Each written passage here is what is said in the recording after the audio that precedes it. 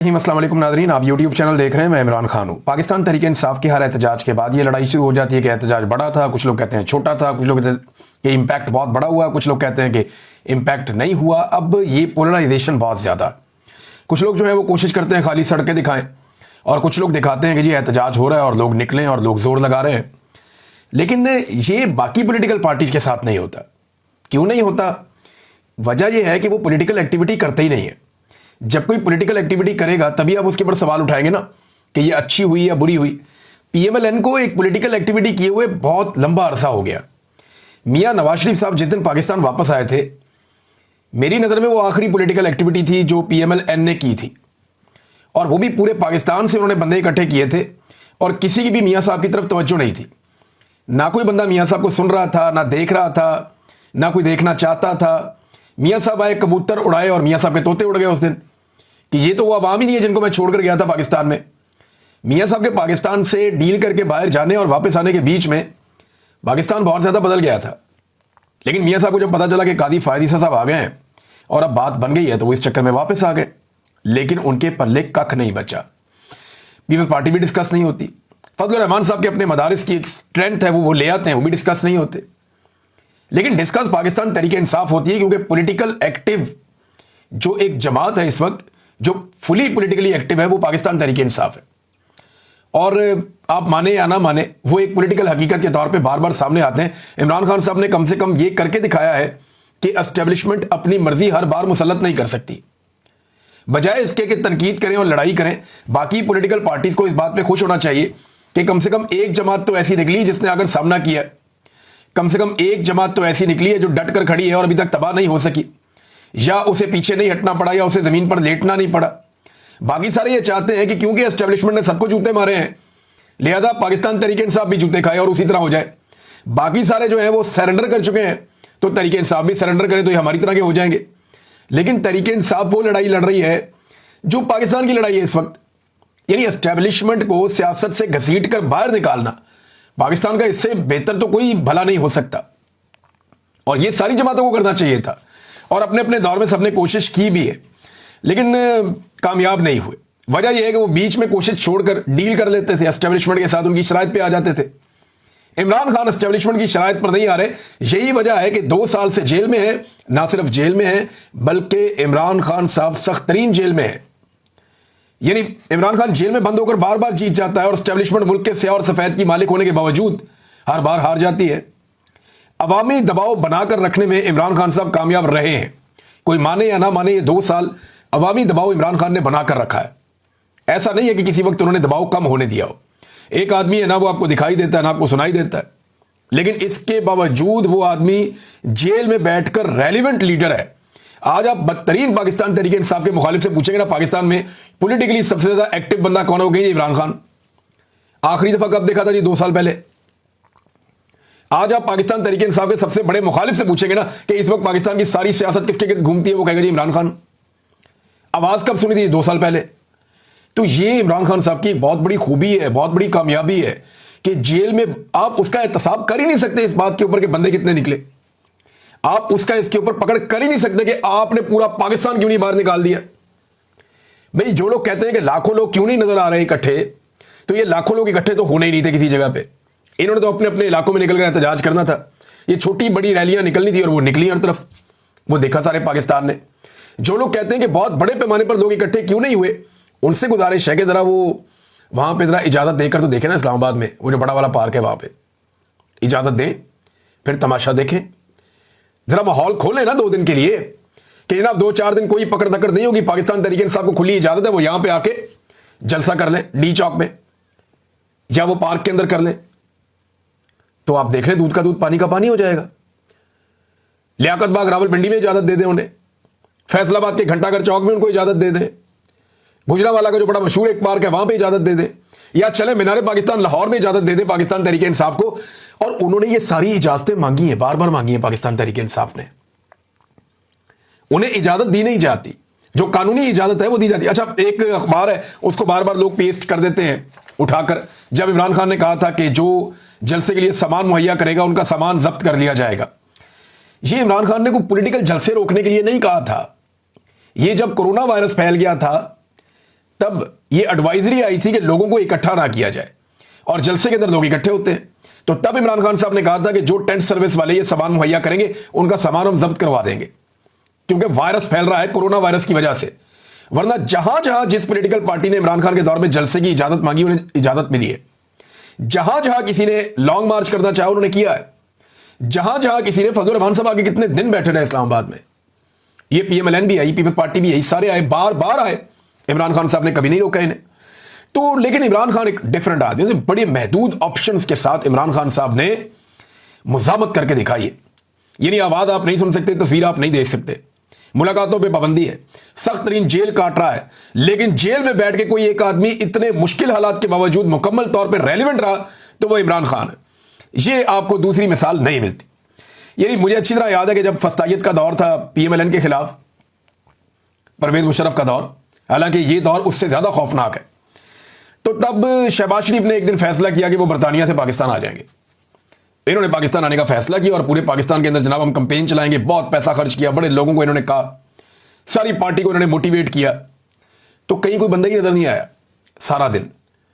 अगर परवेज मुशर्रफ की तरफ से इजाजत होती तो PMLN वहां पे उस वक्त लहरें बहरें कर देती बंदों की। लेकिन पाकिस्तान तहरीक इंसाफ उससे ज्यादा मुश्किल हालात में उससे अच्छा परफॉर्म कर रही है, यह सबको मानना पड़ेगा। जब शहबाज शरीफ वजीर आला पंजाब था और नवाज शरीफ साहब अपनी बेटी के साथ एयरपोर्ट आ रहे थे तो उन्हें रिसीव करने जाना था, यह मियां साहब का हुक्म था। और मैंने टीवी पे बैठ के उस दिन कहा था कि शहबाज शरीफ किसी सूरत भी कैंटोनमेंट में दाखिल नहीं होगा। वे क्यों दाखिल नहीं होगा? मैंने कहा मैं शहबाज शरीफ को अच्छी तरह जानता हूं, यह कभी भी एंटी एस्टेब्लिशमेंट एक इतना सा भी कदम नहीं उठाएगा, यह नहीं जाएगा आदमी कभी भी, यह बहुत अच्छा बच्चा है। उस वक्त जावेद चौधरी साहब एक दो और सहाफी थे वहां पे टीवी के ऊपर मेरे से गर्म हो गए, उन्होंने कहा नहीं नहीं नहीं शहबाज शरीफ जाएगा। मैंने कहा जी मैं आपको बता रहा हूं कि यह आदमी कभी भी कैंट की हुदूद में दाखिल ही नहीं होगा। यह वजीर आला पंजाब का बेशक, लेकिन यह कैंट की हुदूद में दाखिल नहीं होगा। और यही हुआ कि मियां साहब को एयरपोर्ट से लेकर चले गए और शहबाज शरीफ साहब कैंट की हुदूद में दाखिल हुए बगैर माल रोड से अपनी तकरीर करके वापस निकल लिए। एग्जैक्टली शहबाज शरीफ साहब ने उस दिन वही किया जो गंडापुर साहब करते हैं आजकल। तो शहबाज शरीफ साहब बहुत अच्छे बच्चे थे और उसका उन्हें तोहफा भी मिला, लेकिन नवाज शरीफ साहब जो है वो इतने अच्छे बच्चे नहीं थे, लेकिन अब वो बहुत अच्छे बच्चे बन गए। नाज़रीन, पाकिस्तान तहरीक इंसाफ ने खैबर पख्तूनख्वा में तो उनकी हुकूमत है तो वहां बहुत बड़ी बड़ी रैलियां होनी थी। मर्दान में बहुत बड़ा प्रोग्राम हुआ, स्वाबी इंटरचेंज पे बहुत बड़ा प्रोग्राम हुआ जहां पे असद कैसर साहब और शहराम तलकई खास तौर पे इन्होंने बहुत बड़ा इज्तिमा किया लोगों का, और बैन अल-अक़वामी मीडिया ने बड़ी कवरेज की है, बहुत कवरेज की है। रॉयटर्स के ऊपर मैंने देखा, TRT वर्ल्ड में देखा, अल जजीरा इंग्लिश में देखा, अरबिक चैनल पे देखा, अल अरेबिया में देखा, और मलेशिया टुडे के अंदर मैंने देखा, BBC पे देखा, ब्लूमबर्ग पे देखा, बहुत सारे और बैन अल-अक़वामी मीडिया है, जरीदे हैं, अखबारात हैं और मीडिया हाउसेज हैं, उन्होंने ये खबरें चलाई हैं इमरान खान साहब के एहतजाज की, और भरपूर तरीके से ये खबरें चली हैं। गिरफ्तारियां भी हुई पाकिस्तान तहरीक इंसाफ की और बड़े पैमाने पर हुई। गिरफ्तारियों के हवाले से जो अदाद शुमार हैं वो अलग अलग किस्म के आ रहे हैं, हुकूमती ज़राए अलग हैं, पुलिस के ज़राए अलग हैं, पाकिस्तान तहरीक इंसाफ का क्लेम अलग है। लेकिन ये किसी सूरत भी अगर आप इसको कहीं पे बीच में इन बिटवीन भी आप देखें तो ये 1200 से ज़्यादा कारकुन कम से कम पंजाब में गिरफ्तार किए गए, जिनमें 250 से जायद का दावा किया जा रहा है कि ये लाहौर से गिरफ्तार किए गए। तो इतने बड़े पैमाने पर गिरफ्तारियां तो कभी, यानी जितने बंदे PTI के गिरफ्तार हो गए इतने बंदे तो आजकल PMLN के जलसे में नहीं होते। जितने बंदे PTI के 9 मई से अब तक गिरफ्तार हो गए, इतना बड़ा जलसा तो नवाज शरीफ ने अपनी सारी जिंदगी में नहीं किया होगा। अगर 9 मई और उसके बाद जो 26 नवंबर को जो गिरफ्तारियां हुई ना, ये 20-22-25 हज़ार बंदा, ये बंदा इकट्ठा करने एक जगह पे तो एक बहुत बड़ा हुजूम बन जाता है, बहुत बड़ी तादाद में लोग हो जाते हैं। इतनी गिरफ्तारियां पाकिस्तान तहरीक इंसाफ की हुई हैं कि जितने बंदे किसी बड़े से बड़े जलसे में ये पॉलिटिकल पार्टीज नहीं निकाल सकती, ये पाकिस्तान तहरीक इंसाफ ने करके दिखाया, और बहुत बड़ी बात है जो उन्होंने करके दिखाया। गंडापुर साहब के साथ नाज़रीन बहुत बुरी हुई है। गंडापुर साहब रैली के साथ आए और मैंने जो सहाफ़ी वहां पे मौजूद थे मैंने उनसे पूछा, मैंने कहा जी आपने क्या देखा।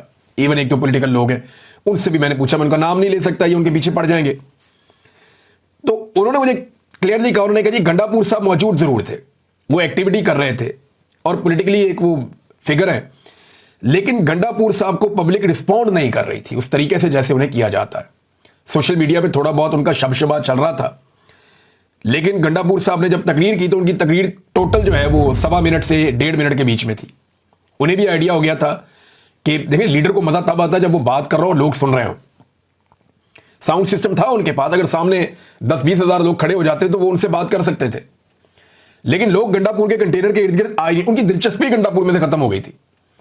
तो गंडापुर साहब को यह सोचना चाहिए था अपने पांव पे बार बार कुल्हाड़े मारने से पहले कि वो कुर्बान क्या चीज कर रहे हैं और किस चीज के लिए कर रहे हैं। वजारत आला के लिए अपनी सारा सियासी करियर, अपनी इज्जत, सब कुछ दांव पे लगा रहे हैं। लोगों में एक बहुत बड़ी क्रेडिबिलिटी थी कि इस आदमी की ब्रेक उस जगह पे आके लगती है जहां इमरान खान साहब बुलाते हैं। ये हमेशा इमरान खान की आवाज पे लब्बैक कहता है, हमेशा पहुंचता है और जबरदस्त एहतजाज करता है और बड़ी अच्छी टीमें लेकर आता है। तो आज उन्हीं टीमों की गंडापुर साहब की तरफ लगता है तवज्जो ही नहीं थी। वो आए, उन्होंने तकरीर की 1.25 मिनट की, 1.5 मिनट की, वो भी कोई खास बात उन्होंने नहीं की, कोई ऐसी बात नहीं की जो काबिल जिक्र हो मैं आपको यहां पढ़ के सुनाऊं। लेकिन फिर गंडापुर साहब निकल गए। तो कारकुन उनकी गाड़ियों के आगे आ गए। बाद में उन्होंने कहा, जी किधर जा रहे हैं आप हर दफा में लेकर आते हैं और वापस में निकल जाते हैं, या वापस ना जाएं, आपको ऐलान करें, कुछ चक्कर चलाएं। कारकुन ज्यादा एक्सपेक्ट कर रहे थे जो पीछे से आ रहे थे, उन्होंने रास्ते रोक लिए। हो सकता है शरारत कर रहे हो, लेकिन फिर गंडापुर के जो गार्ड्स हैं उन्होंने कारकुनों को धक्के शक्के देकर रास्ते खोले और फिर गंडापुर साहब सीएम हाउस के लिए रवाना हो गए। तो गंडापुर साहब ने जो कहा था ना कि 3 माह में अपनी सियासत छोड़ने का जो उन्होंने फैसला किया था कि अगर मैं इमरान खान को ना निकाल सका 3 माह के अंदर, तो 1 महीना तो गुजर गया, तो मैं सियासत छोड़ दूंगा, सियासत का अपनी फैसला कर दूंगा, फिर मुझे कोई हक नहीं है। तो अपने आप को जो डेडलाइन गंडापुर साहब ने दी हुई थी ना, तो लगता है ऐसा ही है कि 3 माह में गंडापुर साहब को इस पे फैसला कर लेना चाहिए, क्योंकि अब आसार नजर आ रहे हैं कि अगर गंडापुर साहब ने खुद फैसला ना किया तो जिस तरह की उन्होंने सियासत की है, इस सियासत की मौजूदगी में लोग उनका फैसला कर देंगे। देखें ना, फजलुर रहमान के भाई ने गंडापुर साहब का चैलेंज कबूल किया हुआ है। चैलेंज गंडापुर साहब ने किया था कि मेरा भाई इस्तीफा देता है, फजलुर रहमान तुम आकर उसके मुकाबले में इलेक्शन लड़ो। तो फजलुर रहमान साहब के भाई ने कहा कि मेरा बड़ा भाई क्या लड़ेगा, मैं लड़ूंगा आके इलेक्शन, तो तुम कहो अपने भाई को इस्तीफा दे, आके इलेक्शन लड़े। तो उस वक्त गंडापुर साहब को बताया गया ये मजाक नहीं करना, पब्लिक अब डिफरेंट मूड में, फजलुर रहमान का भाई असेंबली में आ जाएगा इस चक्कर में। तो फिर गंडापुर साहब अपने चैलेंज से मुकर गए और उस चैलेंज के ऊपर वो खड़े नहीं है। नाज़रीन, ख्वाजा आसिफ साहब ने एक स्टेटमेंट दिया है। ये स्टेटमेंट बड़ा इंटरेस्टिंग है, मैं आपको पहले स्टेटमेंट पढ़ के सुनाता हूं, फिर मैं चाहता हूं इस पर हम थोड़ी सी बात कर लें। फिर 1-2 बैनुल-अक़वामी बड़ी इंटरेस्टिंग खबरें हैं। रशिया ने एक बहुत पुराना मुआहिदा जो 38 साल पहले हुआ था उनका अमेरिका के साथ, उसे खत्म किया है। क्यों किया वो बताता हूं। और डोनाल्ड ट्रंप ने एक नई कार्रवाई डाल दी है, वो भी आपको मैं बताता हूं। खित्ते के हालात बड़े इंटरेस्टिंग हो रहे हैं। पाकिस्तान की जो पॉलिटिक्स है उसकी वजह से मैं उस तरफ जा नहीं पाया, जो इंडिया के साथ हो रहा है, यूक्रेन और रूस के दरमियान जो हो रहा है, और जो अमेरिका इस वक्त इंटरफेयर कर रहा है इस रीजन की सियासत के अंदर, और पाकिस्तान कहां खड़ा है, बड़ा इंटरेस्टिंग सिनेरियो इस वक्त चल रहा है। इस पर हम बात करेंगे बाद में। लेकिन आप ये देखें, ख्वाजा आसिफ कहते हैं ब्यूरोक्रेसी पे तनकीद करते हुए, वतन अजीज की आधी से ज्यादा ब्यूरोक्रेसी पुर्तगाल में प्रॉपर्टियां ले चुकी है। पुर्तगाल, ये इन्होंने खोला हुआ था, एक स्कीम खोली हुई थी पुर्तगाल ने कि इतने पैसे ला के इन्वेस्ट करो तो वहां पे वीज़ा मिल जाता था और वहां पे जो है आपको रेजिडेंसी मिल जाती थी। तो इससे फायदा उठाया बहुत सारी ब्यूरोक्रेसी ने। पैसा इतना ज्यादा नहीं था और ब्यूरोक्रेसी के लिए तो करोड़ों रुपया मामले कोई नहीं होता। तो ख्वाजा आसिफ ने दावा किया, ये वजीर दिफा है पाकिस्तान के, कि पाकिस्तान की आधी से ज्यादा ब्यूरोक्रेसी पुर्तगाल में प्रॉपर्टी ले चुकी है और शहरियत लेने की तैयारी कर रही है। और ये नामी गिरामी ब्यूरोक्रेट्स हैं। मगरमच्छ अरबों रुपए खाकर आराम से रिटायरमेंट की जिंदगी गुजारे। बुजदार का एक करीबी तरीन ब्यूरोक्रेट, इसे मैं डोरेमोन कहता था, आपको याद होगा मेरे पुराने वीलॉग्स, मैंने डोरेमोन बताया था एक ब्यूरोक्रेट का नाम, जिसने बुजदार के दौर में तबाही फेरी हुई थी। ये उसी की बात कर रहे हैं। बुजदार का एक करीबी तरीन ब्यूरोक्रेट 4 अरब रुपया अपनी बेटियों की शादियों पर सिर्फ सलामियां वसूल कर चुका है। अब 4 अरब की सलामी तो नहीं देता ना कोई 100, 550, 5,000, 10,000 इतनी सलामी होती है, सजा क्या होती है। ये तो एक वैसे ही खुशी के लिए एक छोटी सी रकम होती है। अब इसमें 4 अरब तो कोई नहीं देता ना, तो ये ब्लैक मनी को व्हाइट मनी करने का भी एक तरीका है। 4 अरब की सिर्फ सलामी वसूल कर चुका है और आराम से रिटायरमेंट की जिंदगी गुजार रहा है। सियासतदान को इनका बचा खुचा खाते हैं। ये ख्वाजा आसिफ कह रहे हैं कि सियासतदान इनका बचा खुचा खाते हैं। ये ब्यूरोक्रेट इतना ज्यादा खाते हैं कि जो बच जाता है वो सियासतदान खाते हैं और चबले मारते हैं। ना प्लाट, ना गैर मुल्की शहरियत, क्योंकि इलेक्शन लड़ना होता है। पाक सरजमीन को ये ब्यूरोक्रेसी पलीत कर रही है। अच्छा, ख्वाजा आसिफ साहब को ये बात मैं बता दूं कि यहां जो मशहूर है ना पाकिस्तान में एक चीज, वो ये है कि जो पाकिस्तान की क्रीम है ना, वो एस्टेब्लिशमेंट खा जाती है। उसके बाद जो उसके नीचे बाकी बचा हुआ दूध है वो ब्यूरोक्रेसी पी जाती है। और फिर सियासतदान कहते हैं जो हांडी में लगा हुआ थोड़ा बहुत साइडों पे कुछ बचा कुचा होता है वो हमारे हिस्से में आ जाता है, और सियासतदान फिर मुंह काला कर लेते हैं वो खा के। हालांकि जो सियासतदान है ये इलेक्शन लड़के आते हैं, इनकी पावर सबसे ज्यादा होती है, क्योंकि ये पूरी रियासत को चलाने के लिए एक निगरान के तौर पे आते हैं आवाम की जानिब से। इनके पास इख्तियार होता है कि ये एस्टेब्लिशमेंट को नकेल डालें और सियासतदानों को सीधे रास्ते पे लगाए। इनके पास ये मैंडेट होता है या इख्तियार होता है कि ये नकेल डालें एस्टेब्लिशमेंट को और जो ब्यूरोक्रेसी है उसको सीधे रास्ते पे लगाएं। लेकिन ये एस्टेब्लिशमेंट के जूते पॉलिश करते हैं और ब्यूरोक्रेसी के पीछे चल जाते हैं उनका बच्चा कुचा खाने के लिए। तो ख्वाजा आसिफ साहब, ये गंद आप लोगों ने मारा है और आप इसके लिए रिस्पॉन्सिबल हैं। जब जब कोई एस्टेब्लिशमेंट के रास्ते में खड़ा हुआ तो आप और आप जैसे लोग सामने आ गए और उन्होंने सहूलतकारी की, जिसके नतीजे में ये ब्यूरोक्रेसी का गंद और एस्टेब्लिशमेंट की गलत रविश आज तक पाकिस्तान में चल रही है। ये सिलसिला रुका नहीं। नाज़रीन, डोनाल्ड ट्रंप, जिसको नोबेल पीस प्राइज के लिए पाकिस्तान ने नामजद किया, उसकी जानिब से खबर है, मैं आपको पढ़ के सुना देता हूं। अमेरिकी सदर ट्रंप ने गजा पर कब्जे का मामला इसराइल पर छोड़ दिया है। और अमेरिकी सदर ने सहाफ़ी की जानिब से सवाल हुआ कि गजा पर इसराइली कब्जे के मंसूबे से मुतालिक आप क्या कहेंगे और कि इनकी हुकूमत की तवज्जो फ़लस्तीनियों के महसूर इलाकों में ज़्यादा ग़िज़ा पहुँचाने पर है। ट्रंप ने कहा कि बाकी मामले पर वो कुछ नहीं कह सकते, ये ज़्यादातर इसराइल पर मुनहसर होगा, यानी ये इसराइल करेगा। अब आप अंदाज़ा करें, इसराइल जो है वो फैसला करेगा गजा के साथ क्या करना है, और इसराइल तो फैसला कर चुका है, वहाँ खबरें छप चुकी हैं पहले ही, और बाकायदा इसराइल ने एक पूरा मैप जारी किया कि वो पूरे गजा पे कंट्रोल करेंगे, कब्जा करेंगे। तो पाकिस्तान इन हजरात को नोबेल पीस प्राइज़ के लिए नामजद कर रहा है। बड़ी अच्छी बात है, पाकिस्तान की एक आज़ाद सोच है, एक आज़ाद खारजा पॉलिसी है, उसके नताइज आपके सामने हैं। नाज़रीन, एक काम किया पुतिन ने, और ये 38 साल पुराना एक मुआहदा था अमेरिका और रशिया के बीच में, और मुआहदा ये था कि intermediate range nuclear forces INF जो है, इनके मुआहदे के तहत कुछ खुद साख्ता पाबंदियां थी दोनों पर, उनसे रशिया ने अपने आप को बाहर निकाल लिया। यह मुआहदा हुआ था जब साबिक सोवियत यूनियन होता था, जब रशिया को सोवियत यूनियन कहते थे। उस वक्त मिखाइल गोर्बाचोव वहां सदर थे रूस के, और अमेरिकी सदर रोनाल्ड रैगन थे।